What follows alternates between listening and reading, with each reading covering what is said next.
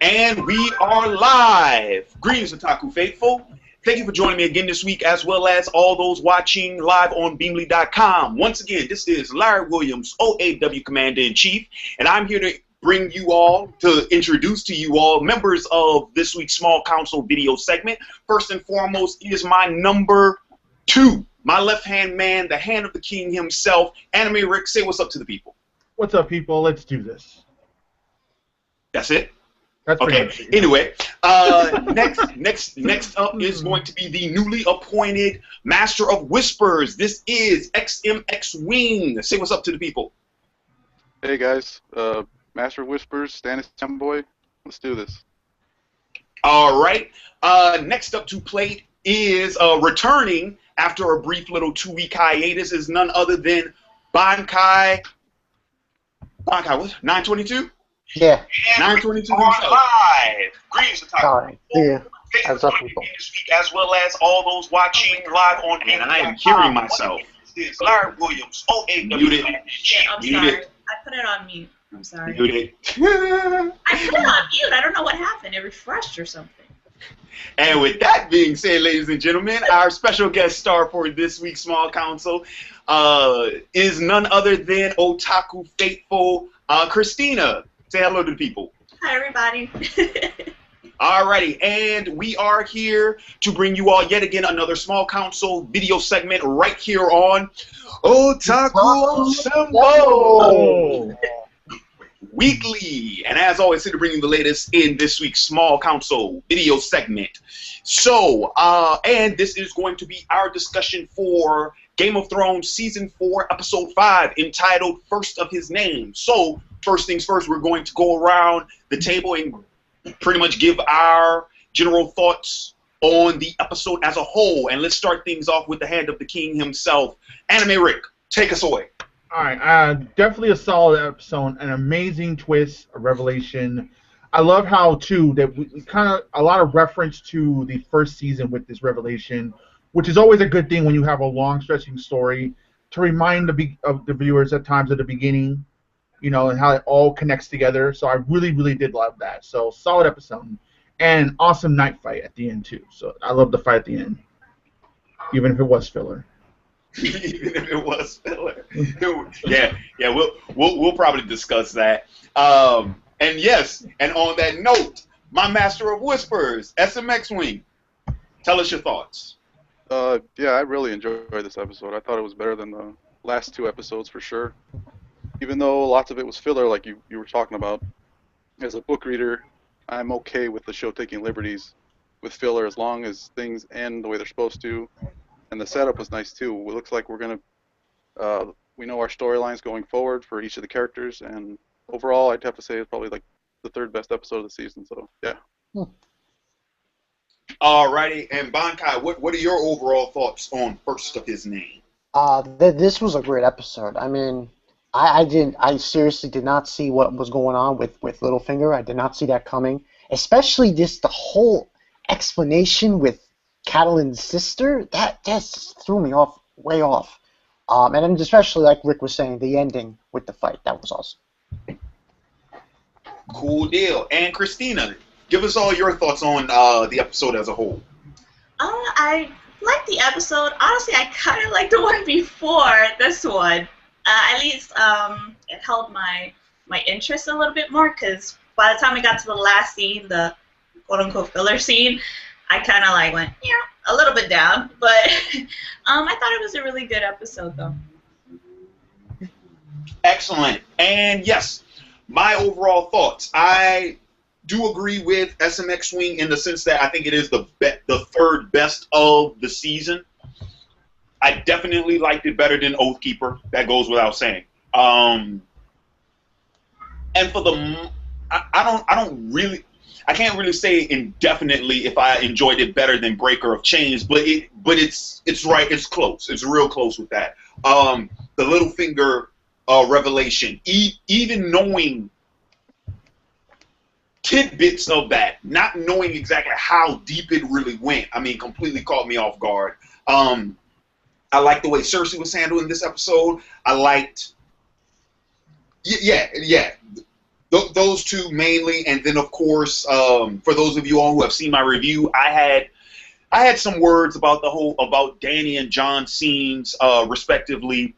Like I said, they weren't bad scenes. I just wish I could have gotten a little bit more. But overall, solid episode. Solid episode.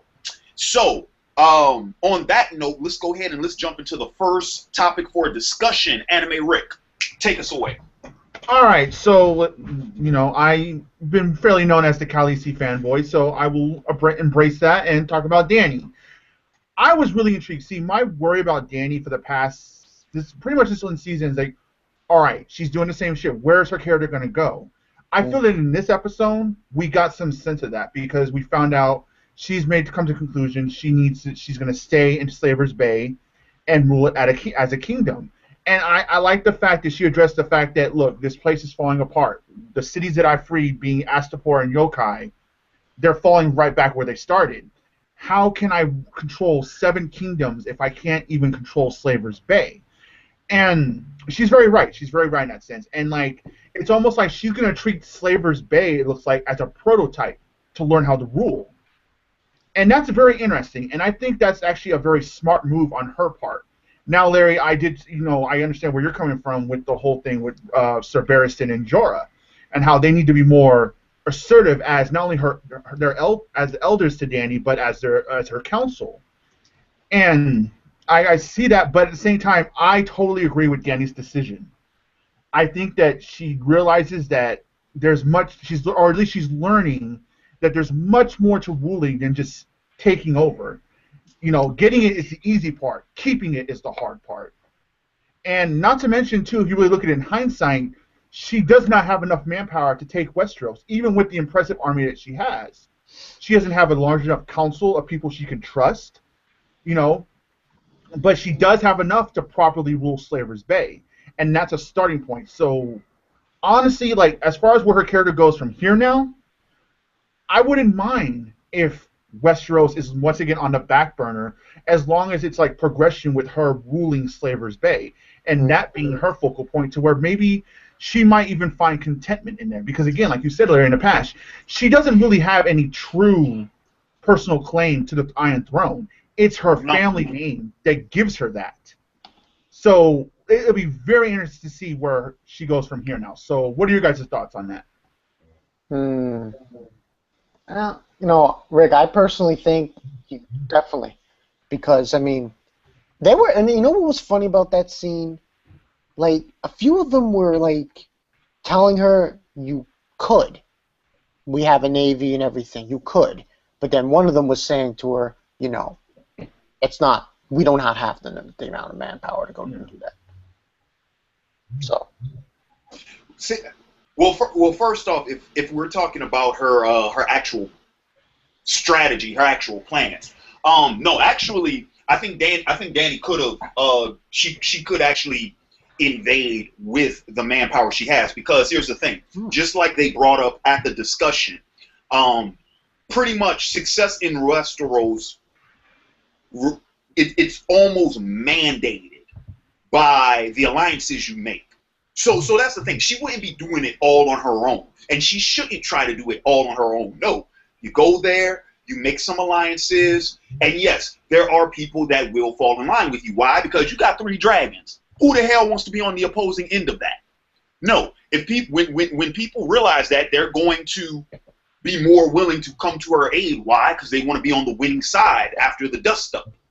So, granted, yes, as far as like actual manpower, yeah, she doesn't have a lot. Hell, she has less men than Rob had.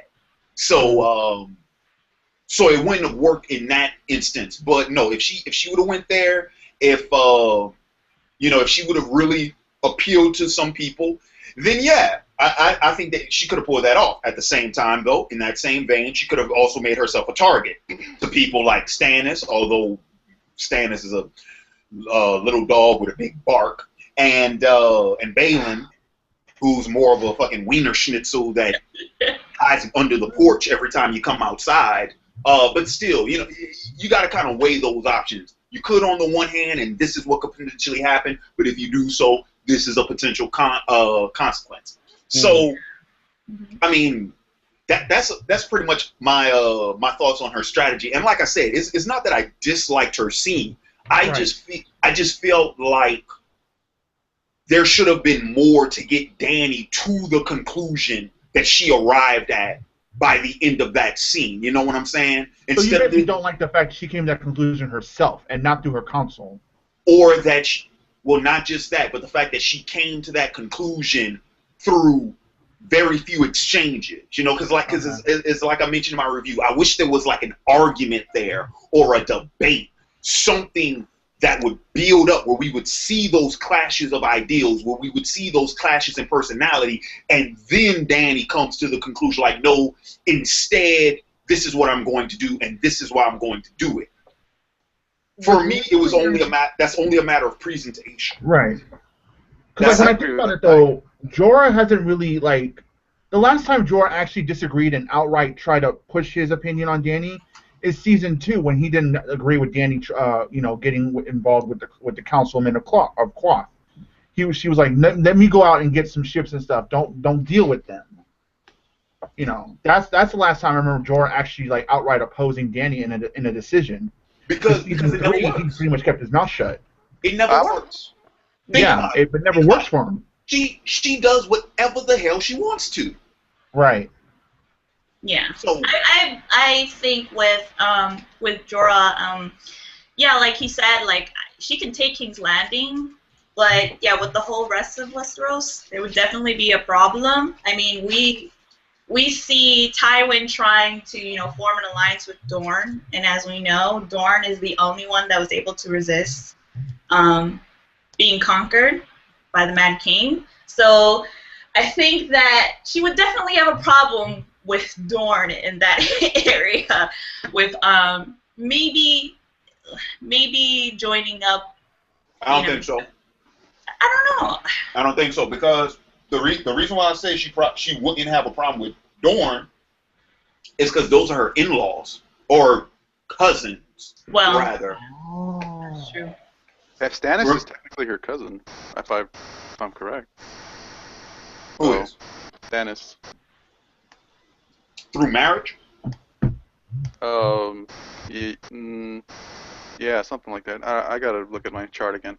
But yeah, no, I'm in agreement with you. But hold on. You did not just mention, well, Stannis is her cousin. Do you remember what Stannis did to his brother? I'm not saying that they should join up. I just a little his tidbit. Baby brother. Hey, Renly deserved it. Oh, that's bullshit. No. Steve, no, I'm sorry. I'm calling you out on that. That's bullshit. If Stannis was a real man, he would have met Renly on that field.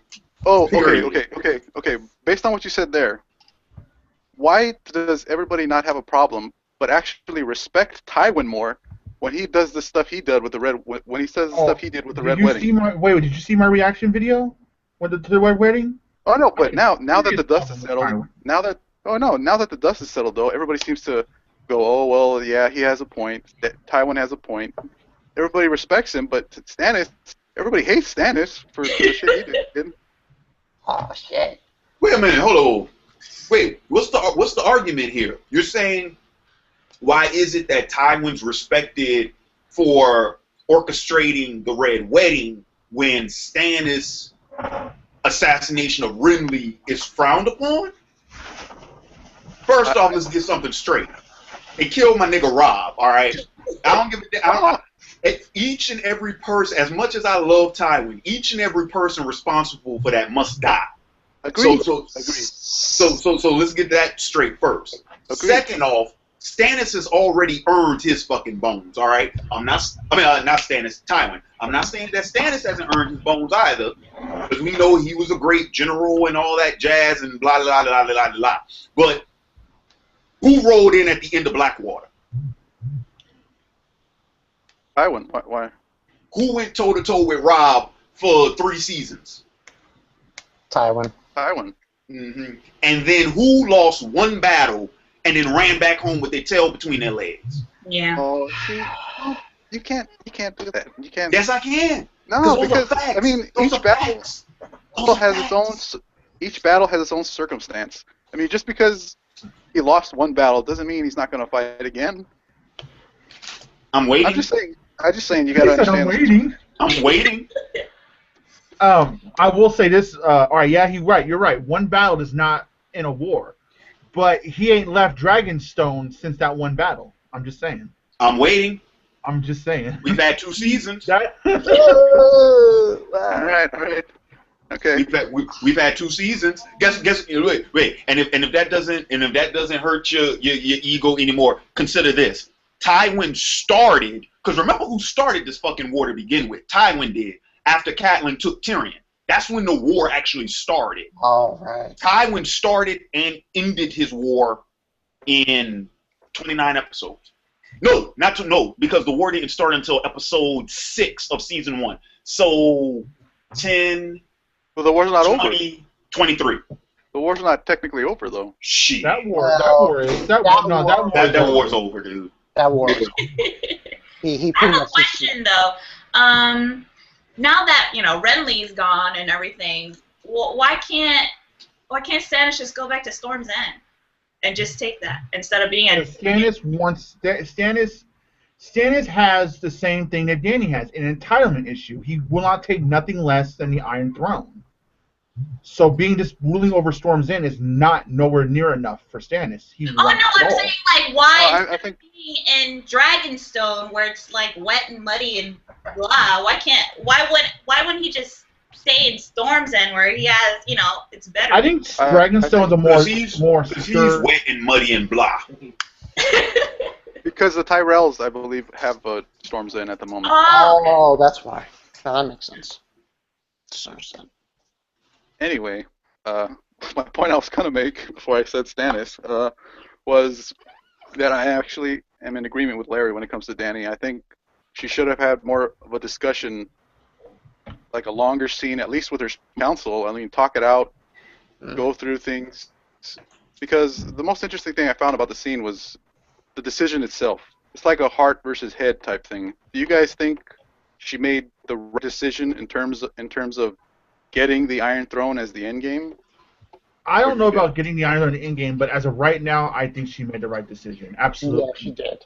I believe so. Yeah, she has more. She could go to Westeros and potentially get completely dominated, or slowly acquire more forces by doing what she's doing now. Now, like I said, as a critical thinker, yeah, she made the right choice. As a viewer and someone who craves entertainment, it's just another distraction. I'm waiting. The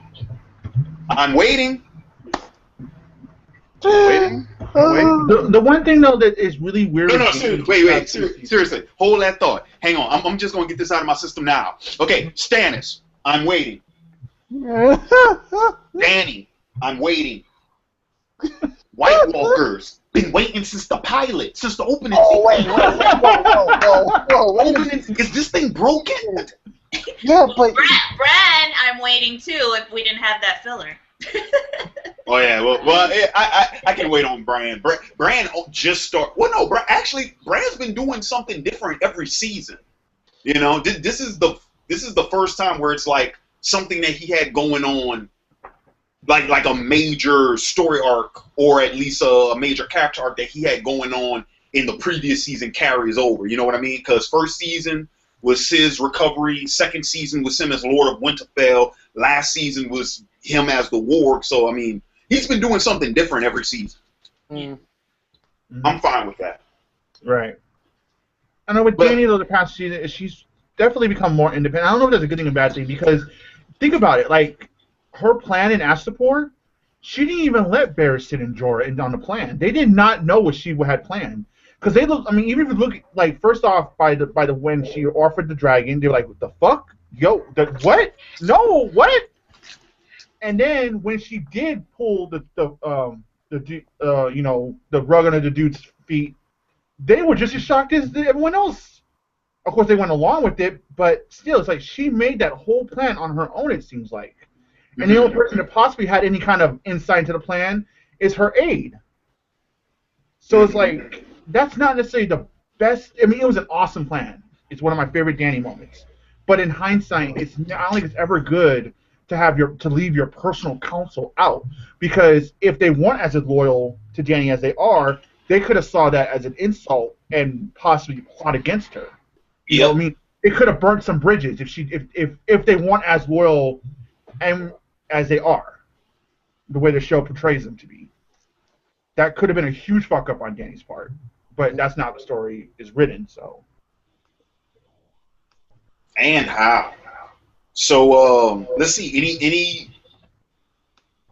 Have we reached the end of the Dany discussion, or? Yeah. I mean, because we only had one scene with her. Yeah. It's one scene, but I think there's a lot of variables too in what it's going to affect, going forward with her character. Like I said, it's finally like a character direction for her that we haven't gotten all season long. Mm-hmm. Which is why I found it really interesting, because finally, all right, I get some kind of idea of what they're going to do with her. Because she ain't going to Westeros anytime soon, so it is what it is. Yeah, yeah, we're gonna be waiting on that one. Honestly, when it comes to the end of the story, she may just like, fuck Westeros, I'm cool in the desert. Who knows? I don't know how George is gonna write it. I don't know. Only George knows. Like, okay. I don't know. She may really start loving it there. So let's see. Next order of business. Who's up next? Well, we have Cersei, and Cersei's in, I think, 3 scenes with 3 people. We have Margaery, her scene with Margaery, then we have her with Tywin, and we have her with Prince Oberyn.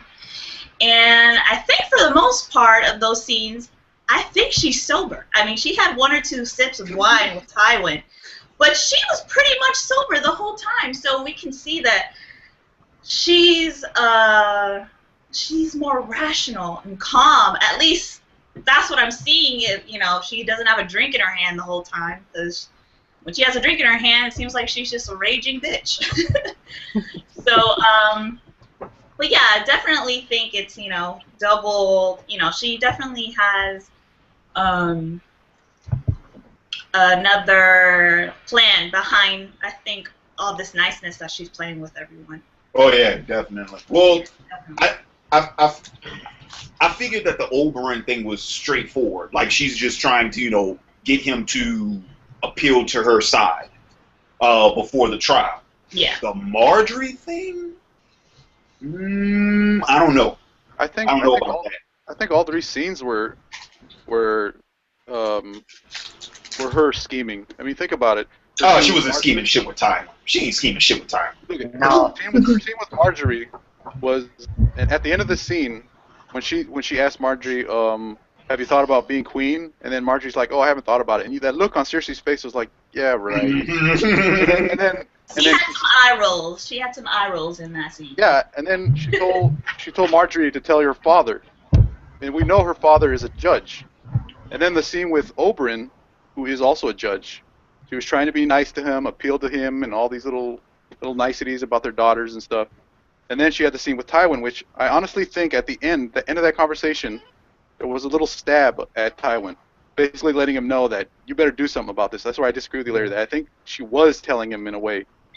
Because that look on Tywin's face at the end of the scene was like, she's got me there. Because he knows that Tyrion really screwed things up for the family.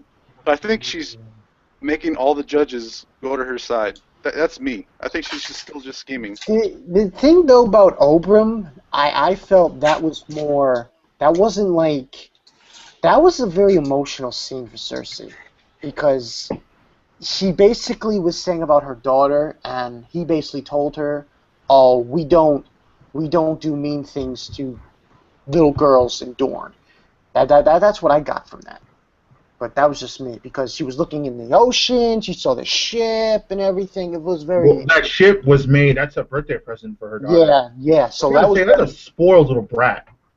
Most girls get dolls and stuff for their birthday. This little girl gets a ship. Not the Lannisters. That's the Lannisters.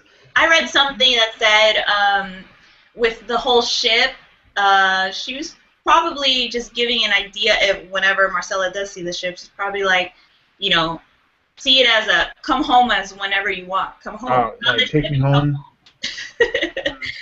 So I love Cersei. This season, what I learned about this episode too was This is the Cersei that I loved in season 1. This is Cersei at her best.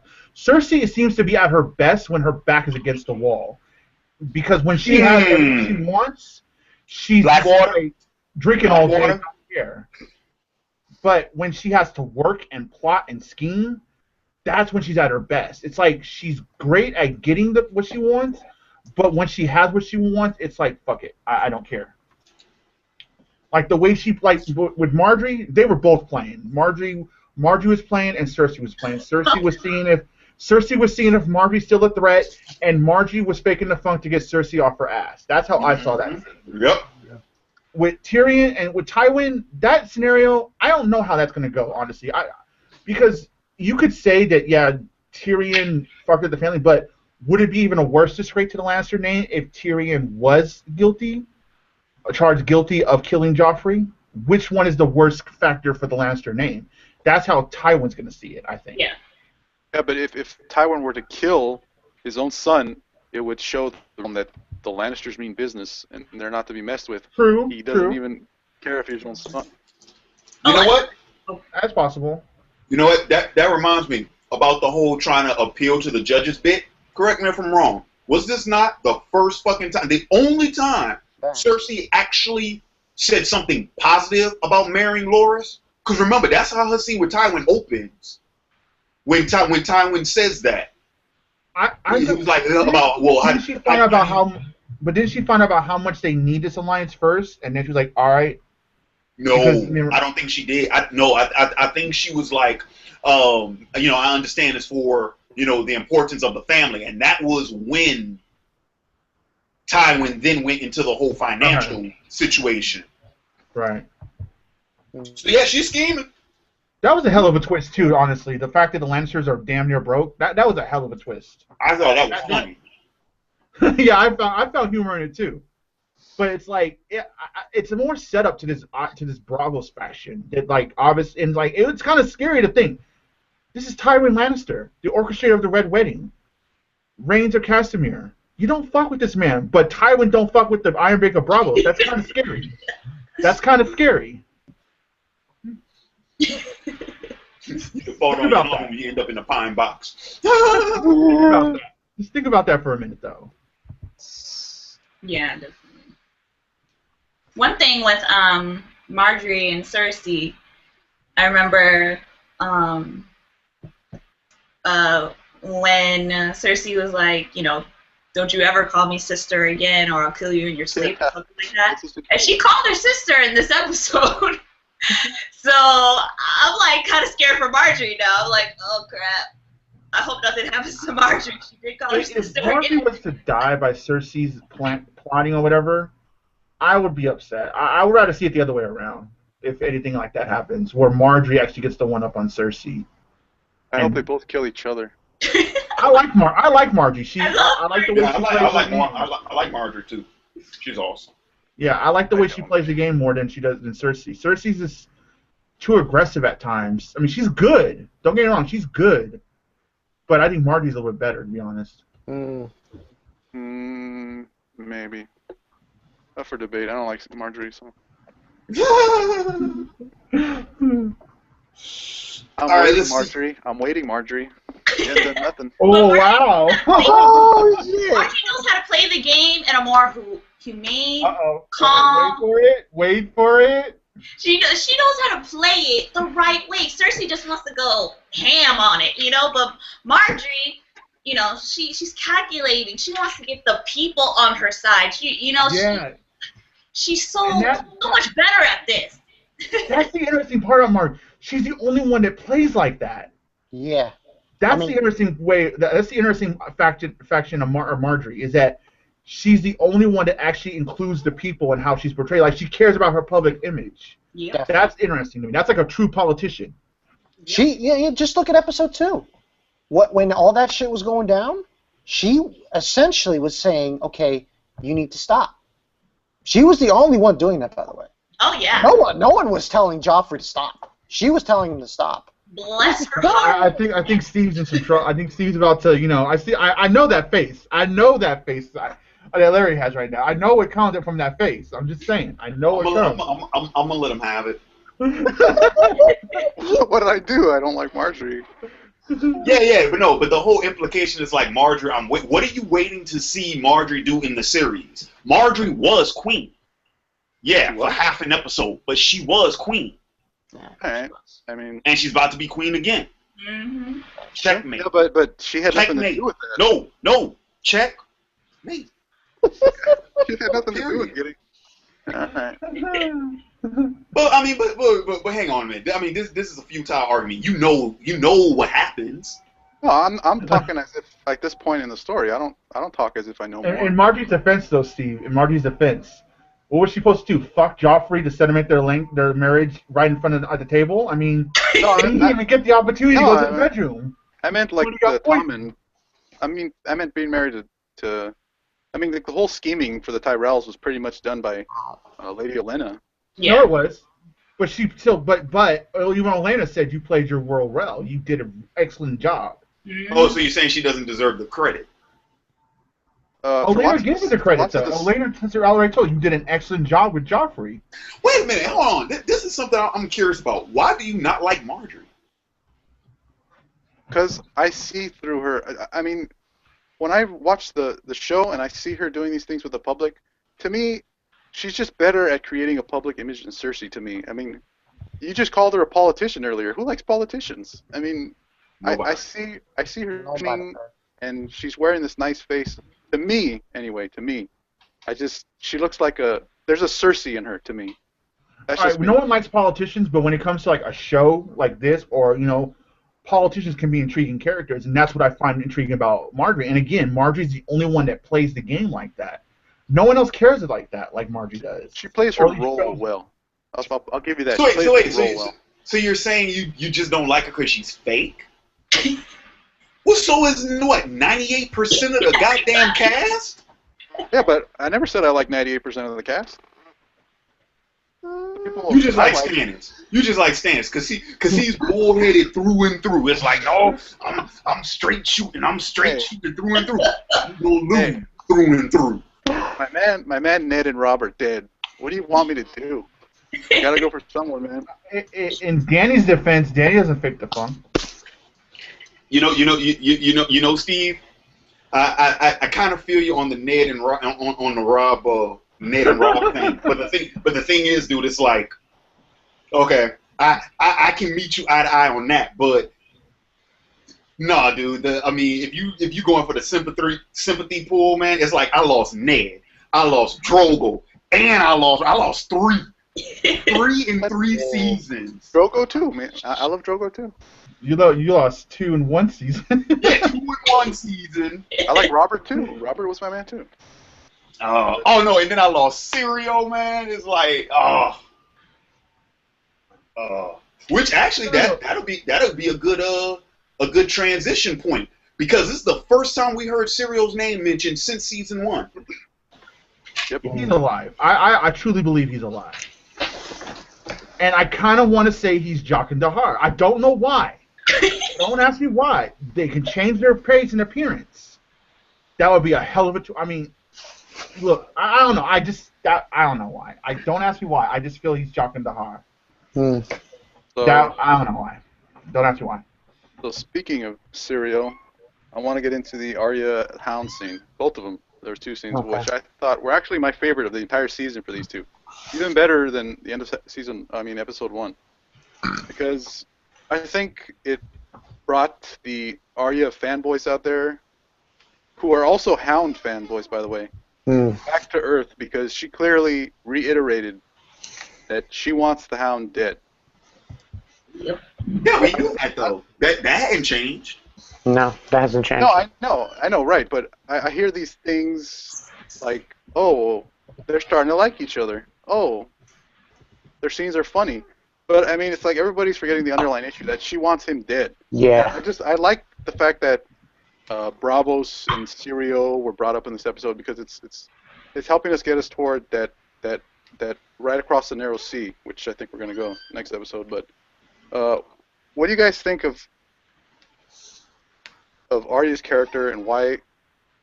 Do you think she should befriend the Hound, so to speak, or do you think she should still be on her little murderous, stubborn ways. Wow. Well, I would say don't befriend nobody who's not a Stark. I mean, let's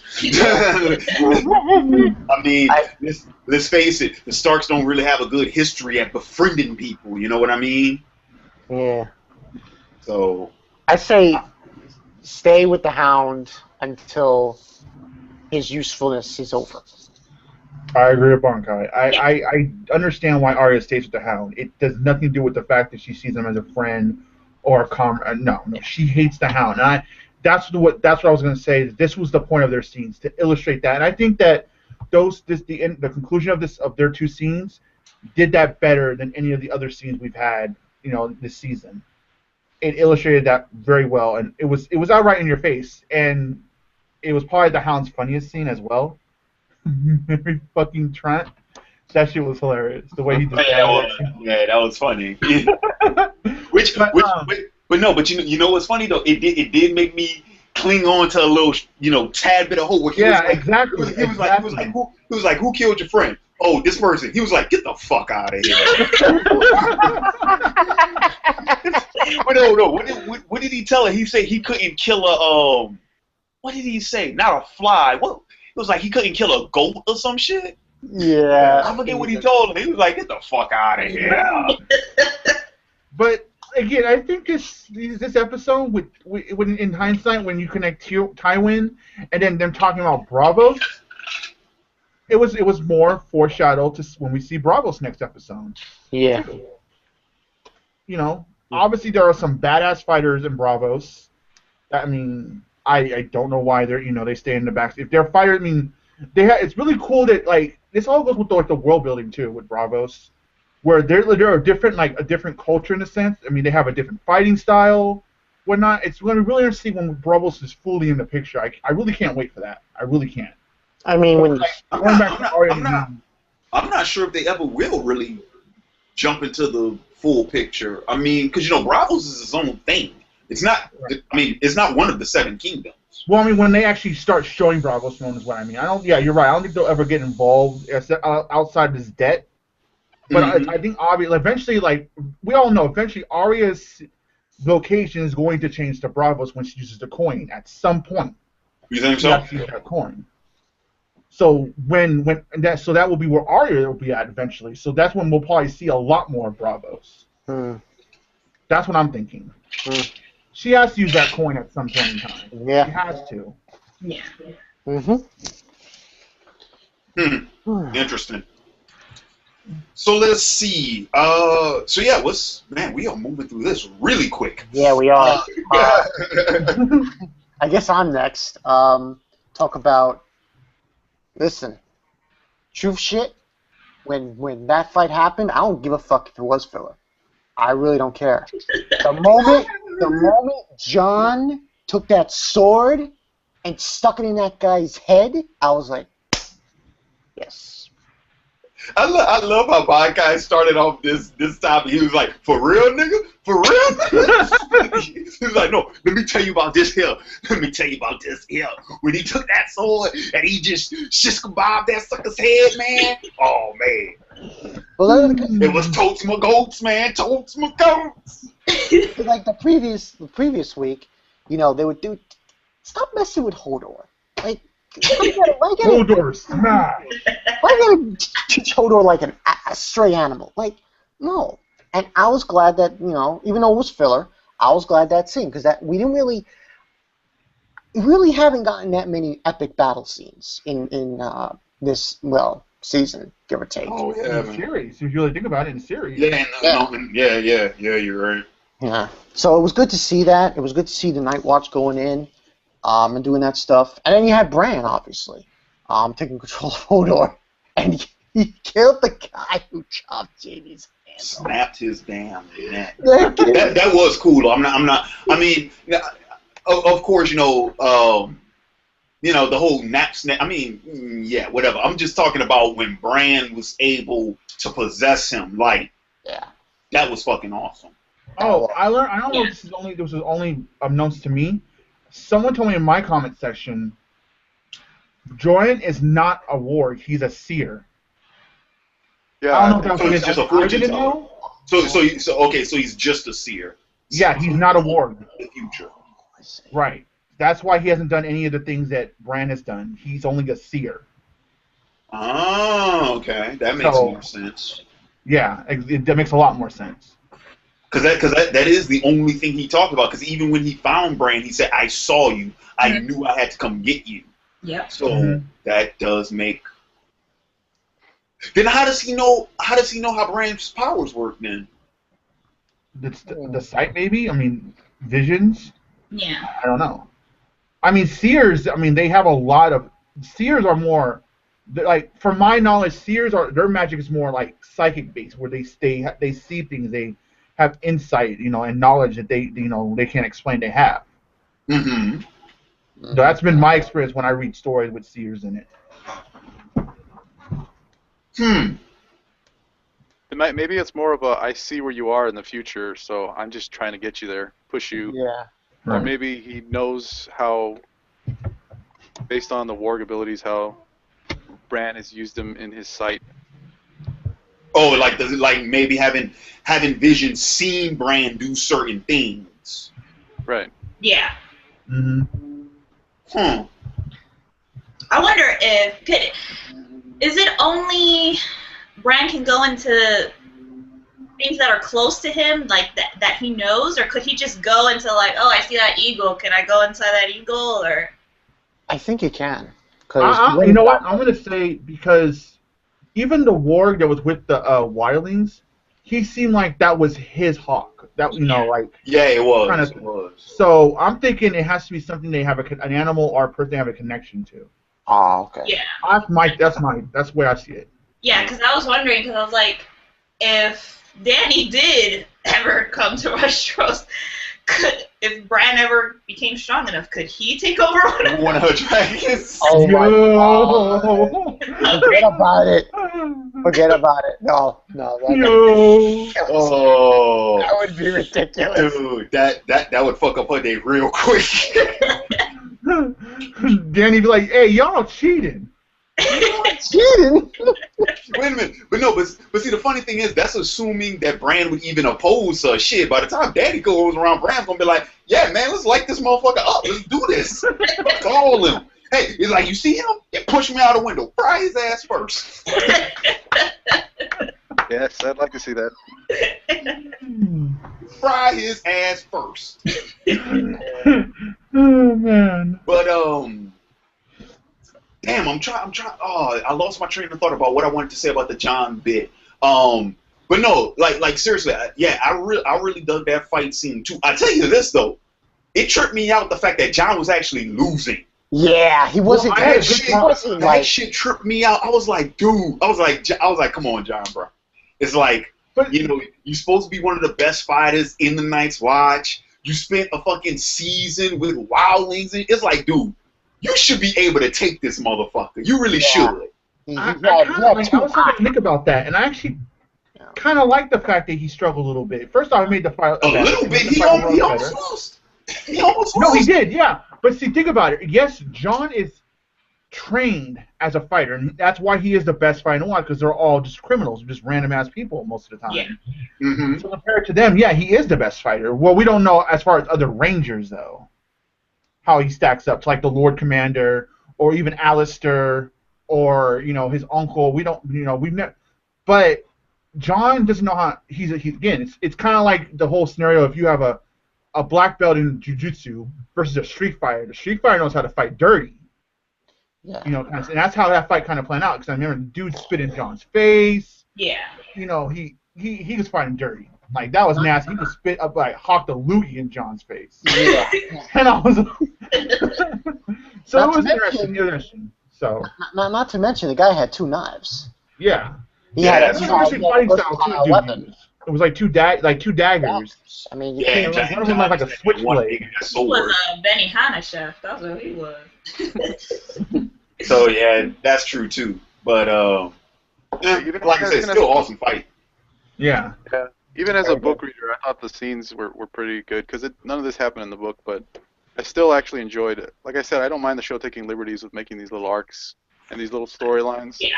As long as it doesn't conflict with what the stuff that's happening in the books. Right. So That's part of the reason why I enjoyed the episode. You know, it didn't make this book reader mad, so that's always good. Okay. So riddle me this. Okay, so the whole Craster's Keep little arc. That's all filler. Yes. Going back to Craster's Keep, not the mutiny in the season 3. This going back, right? Right. Okay. So then let me ask you this: like, is that ever brought up? Like, is Craster's Keep ever mentioned again in the books after the mutiny? Yes, it's brought up along with the mutineers, but nothing's ever done about it in this book. So. What about later on? Oh, I can't tell you that, man. I mean, I guess. Well, no. Hang on a minute. And this goes for the 83 watching this at home. No. This is what I mean. Hear me out. In this scene, filler or not, we saw Craster's Keep get burned to the ground. So what I'm saying is, if you're telling me that something's gonna happen, how can anything happen with Craster's Keep from here on out? It's burned to the ground. It's gone. It's done. It's over.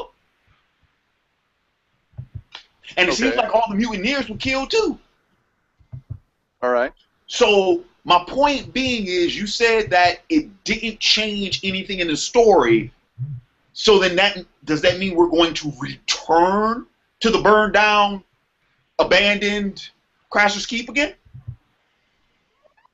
No, that's not what it means.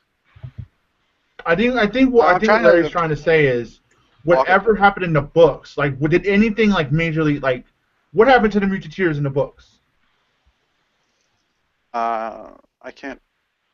Well, nothing can. They can't do that now because they're all dead. Oh yeah, but I don't know what the show planned. If they're gonna say, oh, well, some mutineers got away or something like that. Now, we saw them all die. Like, even the one that ran got swallowed up by Ghost. None of them survived. Like, I mean, from that fight scene, it looked like the one that ran away got swallowed up by Ghost. Let's just put it this way: they have the Night's Watch has their hands full with a lot more important stuff. Okay. Like, cause look, this whole thing was put in here by the show because of the way they split the book in half. And people like to say it's cut in half. It's not perfectly cut in half because honestly, this season is less than half a book. And when Jon immediately got back from his little journey with the wildlings, it was like full on, okay, we're ready to prepare now. We got to prepare for the battle that's coming. It wasn't like, oh, okay, let's go deal with the mutineers and then come back. And it wasn't like that. It was more immediate. So that's why these last 4 or the 4 middle episodes of the season are going to be sort of deviating or creating their own little storylines. But we should be getting back on track now with Jon as to where things were in the book. So yeah. Oh Lord, have mercy, Jesus! Just give me just give me the goddamn fight. Just give me the goddamn. They keep dragging it out and dragging it out. And I will say with the Bran Jon thing, I knew they weren't going to meet up. Larry knew they weren't going to meet up. But I will say, everybody knew they weren't going to fucking meet up. I will say it was why we knew. I say it was well executed. I mean, that Stark music kicked in, and he had to make that choice. It was like, oh, poor Bran. Nah, that didn't. That did nothing for me here. I will say though, the fucking ghost scene. Oh, dude, I rewind that bitch twice. Holy shit! I was like, because it was like, oh shit, there's another one, and then everybody stop, and then you just see Ghost paddling there, and Jon's like, 7 hells, come here, and it's like, oh, the feels. It would have been nice if he would have brought Rastus' head to him, though. Oh my god, that would have been so crazy. He's got a head in his mouth. Oh my god, I would have been tired. Hey, here you go. It's like, what you got there, boy? Oh shit. Well, let's mutiny to worry about. Next week on the Adventures of Jon and Snow. But yeah, no, The ghost scene. Oh God. Feels, man. Got in them feels. Yeah, Got in those feels. that was a sweet scene. Yeah. I will say this though, dude. The one thing about, like, okay, we sort of knew it was gonna happen, but in hindsight, dude, I'm a tad bit disappointed about it. The fact that Locke's done. I mean, dude, say what you will for him being a filler character, dude. Locke was an effective bad guy. Yeah. You know what I mean? Like we knew he was clever. He was quick-witted, very resourceful. He could fight like he was a brawler. You know, I mean, just go back to his little training segments in the Night's Watch. You know, he wasn't just sword, parlay, block. No, he was like elbow shot, bam, headbutt. Like he can handle himself. Yeah. I mean, dude, he was a. And then look how easily he infiltrated him. He was a very efficient lackey. He was a nasty fighter. He was a real nasty, good fighter. Yeah. Yeah. And now it's like, oh, look, once again, another perfectly good fucking character now laid to rest. See, that's why I don't just immediately latch on to new characters. It's like, you won't be here long. You won't be here long. You won't be here long. Homeboy who's fighting for Dany right now, the second son, he won't be here long. No. Let me see, who is the other one? Oh, Oberyn? I don't suspect him being here long. Really? I don't. Wow. Want to know why? Because he's new. When you're new to the show, you don't stick around that often. Oh, but it's over, man. I know. I can't see that. Oh. Hey.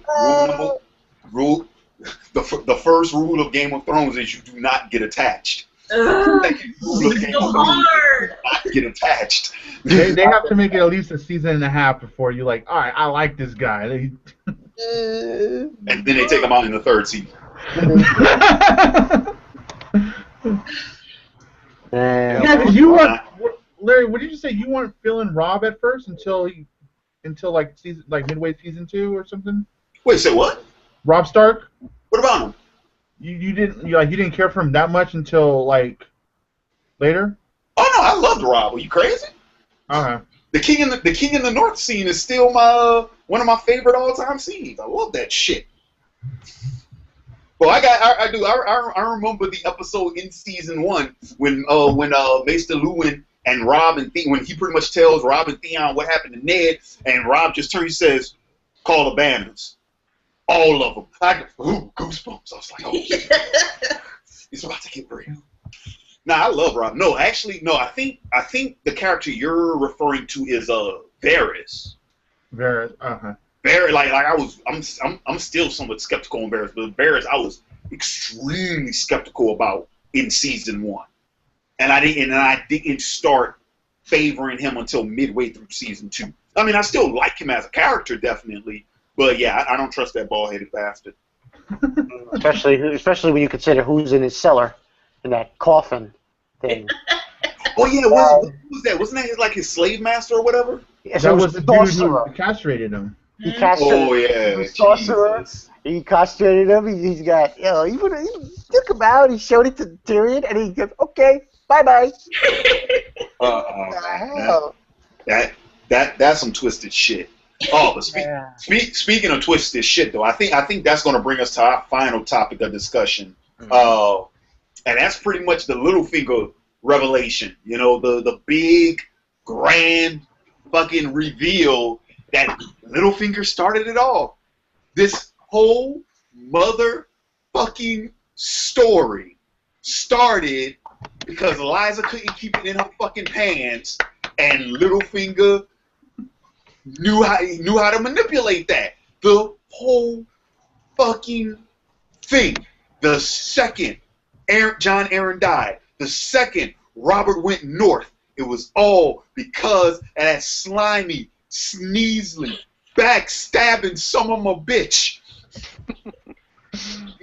Now here's the funny thing. I mentioned it in my review that I knew that Littlefinger was the one behind John Aaron.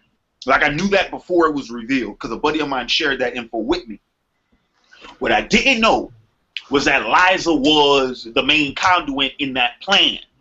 That completely fucking took me by surprise. Yeah. Especially when you consider how feral this bitch was in fucking season 1. Remember? Oh, he killed your father. He killed the head of the king. The seed is strong and all that crazy shit. And it's like, but you did that the whole fucking time. It was your fault. Maybe that's why Well. Tyrion dead. You know, wanted him dead right when she saw him back in season 1. There was more to it than just disliking the Lannisters. It was because maybe she thought he knew something. I got to get rid of him. Yeah, well, yeah. Now we know that. Now she's trying to fucking cover her tracks, which is probably the same reason why Tyrion's been set up to take the fall for this. Yeah. Remember, It's ridiculous. Remember in season 1 when they had that dagger that was meant to kill Bran? Yeah. Right when they got to King's Landing, Ned and Littlefinger told Ned and Catelyn that this dagger belongs to Tyrion. Mm-hmm. Yep. So damn, Littlefinger's been trying to set up Tyrion from Jump Street. Oh my god. Oh man. Yeah, definitely mind blowing. Oh boy. Man, I mean, I loved it. It reminded me, you know, and I literally was like, I don't know, for some reason the like, I just think of Light Yagami and the way he played everyone when he erases memories and it's how it all played out perfectly and like that's fucking Littlefinger. That's Littlefinger. Wow. Just fucking wow. I just love the way she was so hysterical and I did this and this and you told me to do this and remember and blah, blah, blah. I just expected him to be like, shut up, bitch. Oh no, that's gonna happen. That's gonna happen. That's gonna happen. I'm calling it now. I'm calling it now. Yeah, Littlefinger probably won't keep Liza around very long. Nah, she's just a tool. She's just nothing more, nothing less. Loud. Yeah. She's loud. Yeah, exactly. She's a liability. To go off of Ricky's Death Note reference. Yeah. How long were we calling Misa's demise in that series? The second she got introduced, it's like, yeah, she's not gonna stick around. Why? She's a fucking liability. Yeah. You can't keep people like that around. And dude, if Littlefinger has gotten away with everything this fucking far, there's no way. Yeah, you know he's going to be able to get rid of her, no problem. Here's my question, though, that I want to pose to you guys, and pretty much to even some of my viewers. Okay, was Littlefinger supposed to get the veil? Hang on a minute. Think about this, okay? Now, we've been seeing Littlefinger slowly move up all series long, right? Mm-hmm. And we saw that he was awarded Harrenhal. Remember that happened? Mm-hmm. But then, what was it? Was it before or after the Red Wedding? And I think it was after the Red Wedding was when they gave him the Eyrie. Mm-hmm. Was that supposed like did Littlefinger intend that? Like, was he the one who suggested that, or did it just so happen that that's what they decided? Oh no, well, we trust you, but the veil still needs to be tied up, so you go and take care of that. And then it just so happens that that's where Littlefinger's fucking accomplice was. Yeah, that's the word, because I mean, I remember he was given Harrenhal as a reward for bringing in the Tyrells. Right. Yeah. And honestly, I don't remember how he was assigned the Eyrie, the veil, like how that. I don't remember how that came about. Like, well, it was pretty much Tywin told Littlefinger that's where he was going to bring them under, the Lannister rule, because remember they were pretty much I guess you could say they were neutral, so to speak. They weren't supporting the Lannisters, but they weren't opposing the Lannisters either. You know what I mean? Mm-hmm. Because remember, the only reason why Tyrion was ever in the Eyrie to begin with is because that's where Catelyn took him.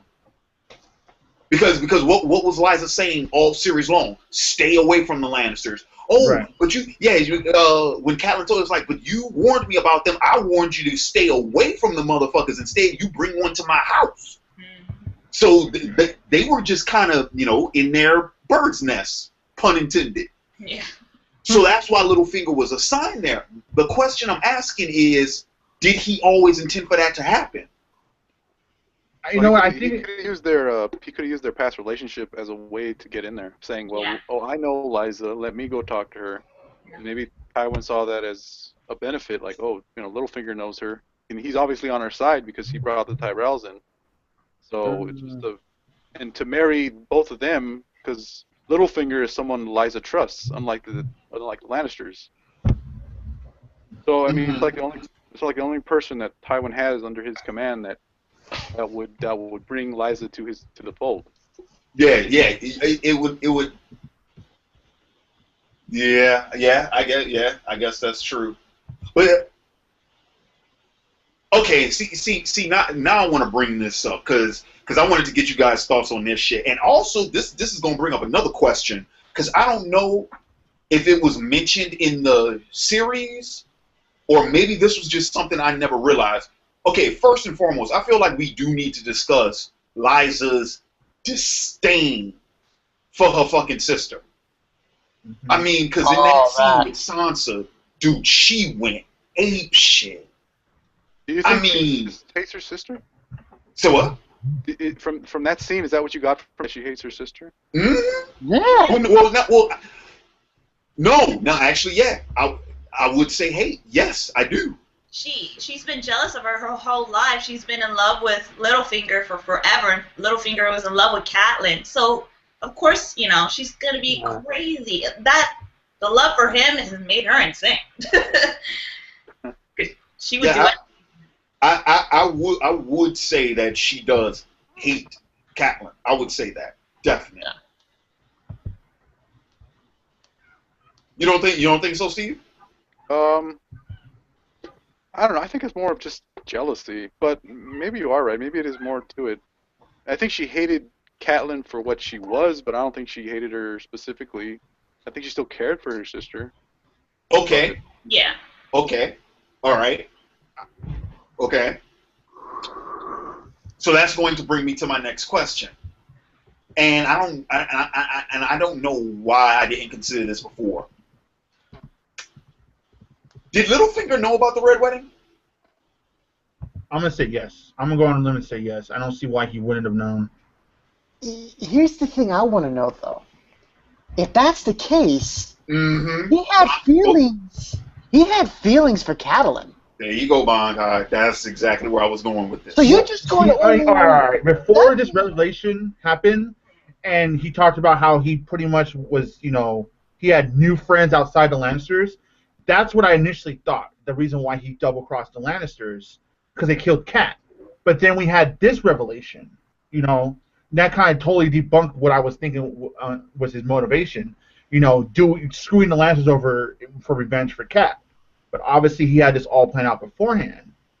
But see, and now this is where is this his original plan? Was he gonna try to somehow get Cat to the Vale once she takes care of Eliza, and get Cat to the Vale with the look, I have Sansa, you can come get her. What I think Littlefinger's plan for the time being is changing because of Cat's death. Yeah. That's fucked up. That's fucked up. If he had feelings for Catelyn and he did nothing about it. Exactly. That Bond guy's taking no. I don't even have to talk no more. He's taking the words out of my mouth. Exactly. He did nothing for it, and if he's trying to make up for it by getting Sansa to her aunt, listen, I'm not one to judge, but I find that a poor judgment.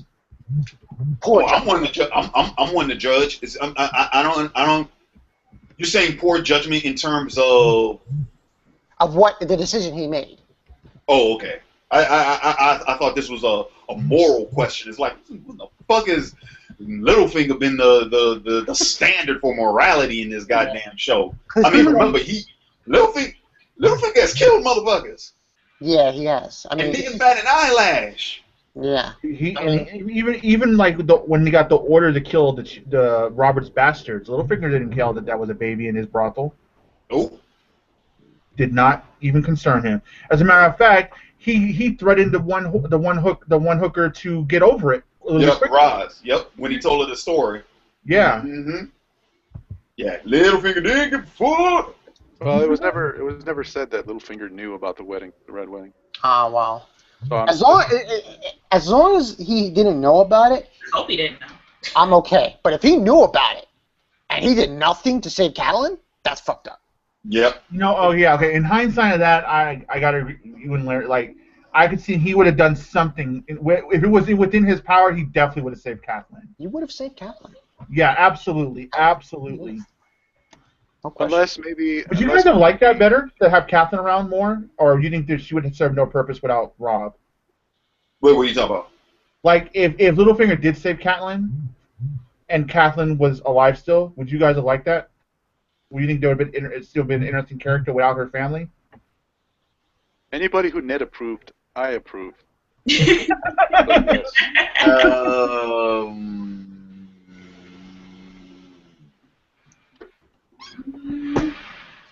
I mean, her only connection to the story would be Littlefinger, so it would be. I don't know if. I don't know. It'd be interesting, I think, at first.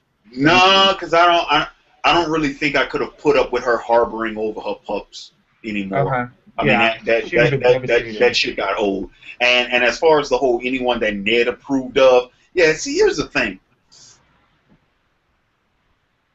I'm sorry. She cost Robb that war. Oh, well, yeah, of course. That's That cost Ned his life. If you really think about it, Catelyn gave her approval of Littlefinger to Ned. And that is when Ned started working with Littlefinger. And she was the one who took fucking Tyrion, which sparked off the fucking war to begin with. Yup. Even though Ned, like... So actually, wait, do you think this shit is all Catelyn's fault? wait. Remember when Jaime confronted Ned, Ned said it was on his orders. You think he was just covering for Cat? Of course he was. Oh yeah, definitely. I always thought about that. Like, is he just trying to get the heat off his wife and just take it? Well, I mean, that's a husband. That's what he's supposed to do. He Yeah, just ain't gonna say, "Oh no, my wife took it. I ain't have shit to do with that." No, you don't do no shit like that. That's a Lannister move. You don't do that. On the heels of the whole Catelyn Littlefinger thing, we do know, like I mentioned earlier, that Littlefinger told Catelyn and Ned that the dagger belonged to Tyrion. How do you think? How do you think that? How do you think about that? Considering he lied to Catelyn and possibly got her to believe a lie.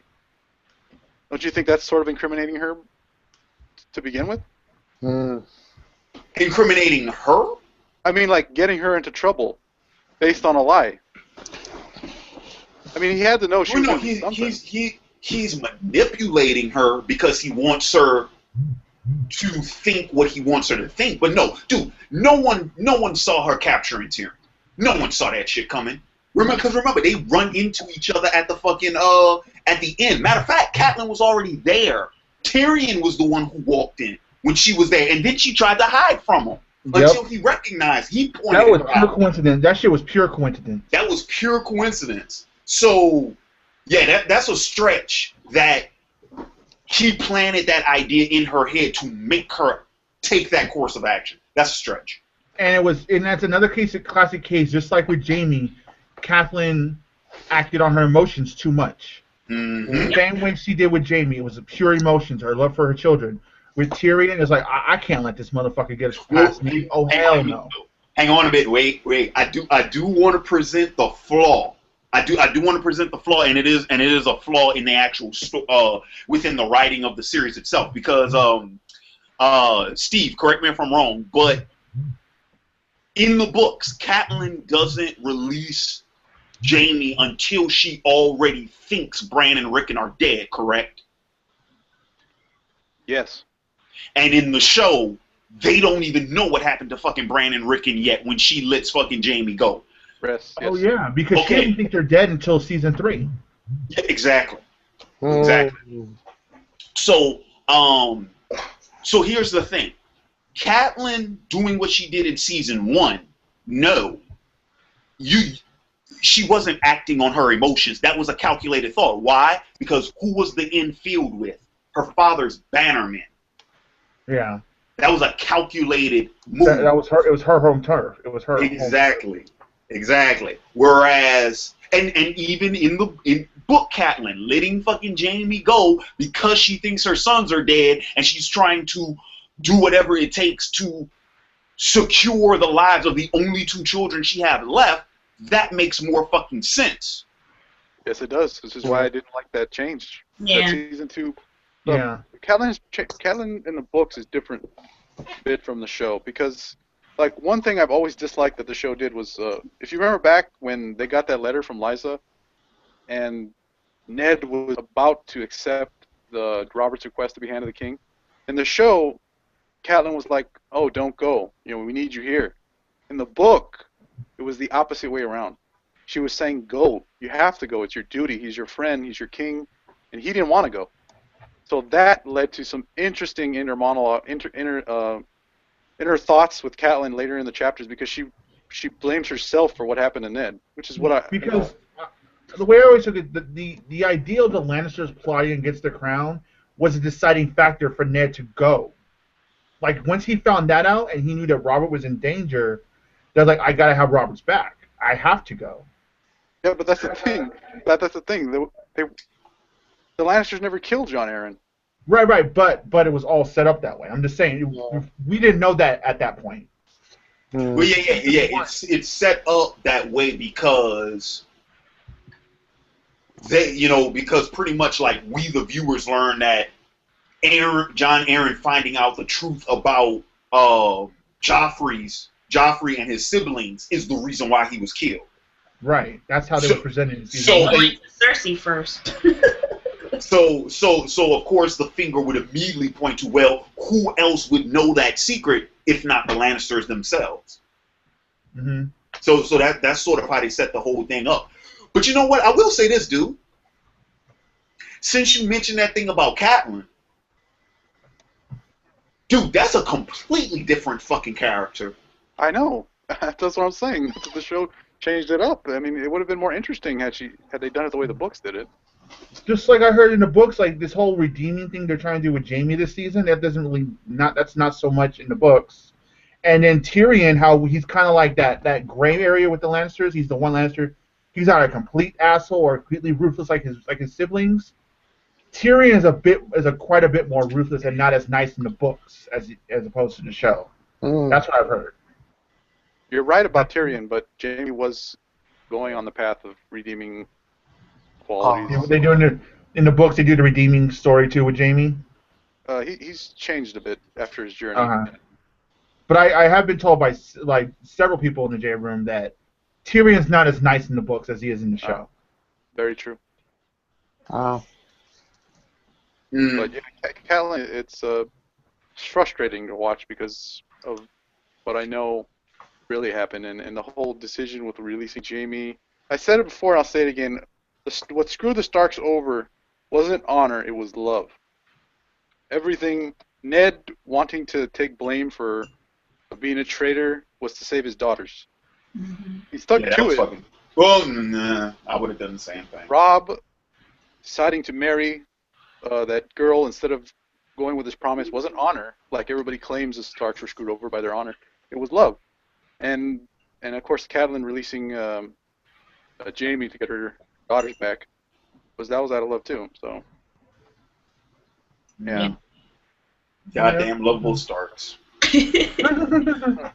Lesson of this segment, ladies and gentlemen. If you live in Westeros and you love someone, start digging your grave now.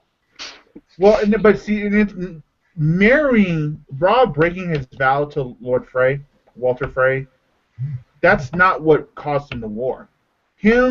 Honestly, I think what the major thing that caused him the war, first off, Catelyn freeing Jaime laid the foundation down for the downfall. But him executing Lord Karstark, yep. That's what fucked Robb over, because then he had to go back to Lord Frey.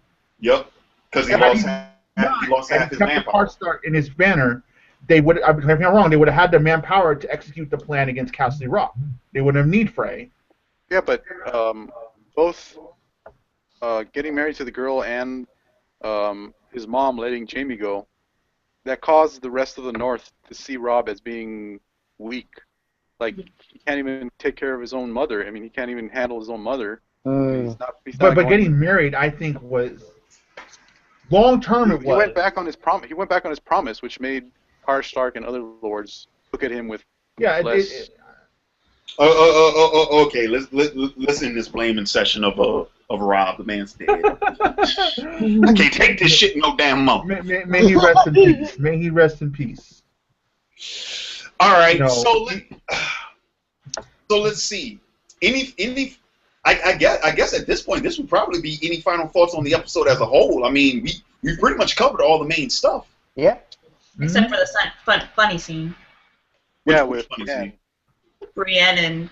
Oh, right, yeah. You thought that was funny? I thought that was sad. That's funny. No, I kind of, part of me didn't like it because, man, it put my man Pod in a bad light. I didn't like that. They did, yeah, they did, dude. I didn't like that. I didn't like that, man. No, seriously. They made, like, this is, okay, I've heard multiple times that Podrick is supposed to be, like, simple in the fucking books.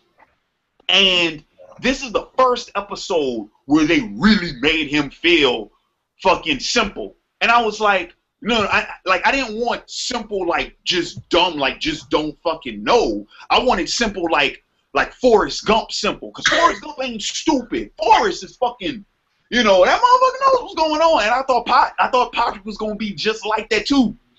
But no, it's like this. It's like, nope, didn't do that. I can't do this because I never did it. Oh, I don't know about this, don't know about that, don't know about this. I'm like, what are they doing to my man? Pod is the first supposed to be the idiot that can't ride a horse. Just because you put a rabbit on fire? No. Robb skinned the damn thing. Pod is I the didn't know first that. person we see in this show, an adult that we see in this show that cannot ride a horse. I can't ride a horse and I can't skin a rabbit. I mean, that doesn't necessarily make me dumb. But you don't live in Westeros. Whoa, time out. You don't even have common sense to take the fur off of an animal before you cook it. Maybe if I killed an animal, that would register in my head. But if you asked me how do you cook an animal, I probably wouldn't know. Well, let me ask you this: any fucking time you ate an animal, is the skin still attached? I don't know. I just swallow it down. Well, chicken, but you pluck the feathers first. Yeah, we see the girl from Craster. She's picking the goose or the duck or whatever in the other episode. Yo, Pod's not as smart as a woman from Craster's Creek, man. Oh yeah, can't get much lower than that shit. I think the only thing you can do for Brienne is give her great pleasure. That's the only thing I didn't. That's what I didn't like. It wasn't entertaining, but it just put my man Pod in a bad light, and I didn't like that. It really did. I was fine with it. Like I said, it was an entertaining scene. It was. I mean, it's whimsical. It's like a little touch that maybe we need every now and then. But, man, he can't ride a horse. He's the only adult we've seen that can't ride a horse. Yeah. Wait a minute, though, Rick. Wasn't it in season 2 or 3 where he went to the brothel? Exactly. The girl came back to say.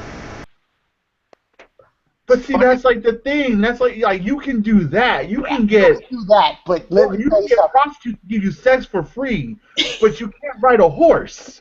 No, but they were suggesting that he's, Oh, that he didn't do anything with them? No. Who needs to ride a horse when you can do that? Do I have to spell it out that he's big? Yeah. What? No, I It was uncomfortable for him to ride the horse? Is that what you're saying? That's what. No, it wasn't that he couldn't control the horse. The horse, he would like, hey, go over here, and the horse would go over there. In that scene, the I don't know where girl we're going with this. tells Littlefinger or Tyrion or somebody about him because he goes. I think he goes into the brothel. Do you remember that scene, Larry? I remember that scene, but how the hell we go from Podrick riding a horse to Podrick's penis? That's clock man. Are you saying What the hell is on your mind? I'm just thinking about that. I think he's saying Podrick is used to being ridden. That's what he said. Because that's what she Is that said. what you're saying, One of the hookers was saying that. I think the point Blanca was trying to make. Moving on. Oh, God. Moving on. Moving on. Moving on. So other than so he can't hunt and he can't ride, but he's well endowed, so that makes it better. I'm just saying, lots of us can't hunt and ride. We're not stupid. Yeah, that's true. Okay, anyway. So, other than that, is there anything else we forgot to cover? I don't think so. That's pretty much it. Alrighty. So, yeah, that is going to wrap things up for us this week. I want to thank everyone for watching, both on the OAW YouTube channel as well as the Game of Thrones TV room on Beamly.com. And for those of you all who have yet to check that out, as always, the link to the Game of Thrones TV room is in the description box below. I want to take this time to thank all of my co-hosts. First, starting off with the Hand of the King, as always, animerick. All right, thanks for having me as always, Larry. Guys, definitely check out my channel for manga reviews, movie reviews, all that jazz. But again, thanks as always, Larry. Good times, good times. As always, a pleasure to have you. Also, at this point, sending a final shout out to my master of whispers, SMX Wing. Yeah, it's good to be here. Stannis fanboy, go Stannis. Larry will learn in time. And, Still waiting. That train is horrendously late. But yeah, it's good to be here. Great episode, great talk. Thanks for having me, Larry. Not a problem. Finally got Bankai back on the small council, and I'm glad to have him join us again this week. And thanks for coming. Thanks for inviting me, Larry. Yeah, it's been fun, good times, Game of Thrones, and talking about it and stuff.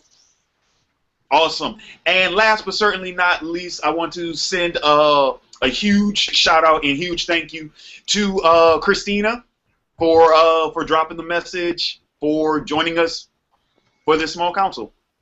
Yes. Thank you so much for letting me come in and join you guys. I had a lot of fun. I'm crazy excited for next week, and I hope to come back sometime in the future.